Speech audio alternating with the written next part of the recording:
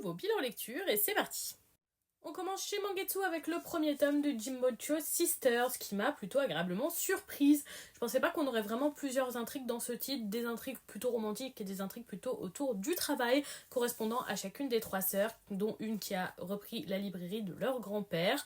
Ce premier tome est assez dense et surtout introductif, mais m'a plutôt plu. Je pense que la lecture d'un second tome s'impose. Chez Kana ensuite, j'ai lu le 22e tome de l'édition Hokage de Naruto, que j'ai trouvé vraiment sympathique. J'ai apprécié le combat entre Itachi et Sasuke, je me doutais totalement de l'issue, et je me doute totalement de ce qui se passera par la suite vis-à-vis de ça. Je suis un petit peu déçue par la fin du tome, parce que je vois qu'on retourne encore dans un arc entraînement. J'espère qu'il sera vraiment pas long, parce que c'est le 3 ou 4e, et ça commence à faire beaucoup, mais c'était globalement quand même une très bonne lecture. On passe chez Delcourt avec le coffret des 4 premiers tomes de 360 matériel, donc la moitié de la série vu que c'est terminé en 8 tomes, et je pense que je vais m'arrêter là. C'était pas mauvais, mais c'est une romance plutôt classique, et c'est vrai qu'après en avoir lu énormément, je cherche beaucoup mieux aujourd'hui. C'est une série qui date de 2010, donc les dessins sont un peu datés et pas complètement à mon goût.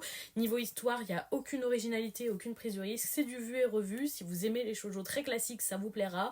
Si comme moi vous cherchez plus d'originalité, c'est pas sur ce titre qu'il faudra se tourner. Donc voilà pour ce bilan lecture, avez-vous lu ces titres ou est-ce qu'ils vous tentent ?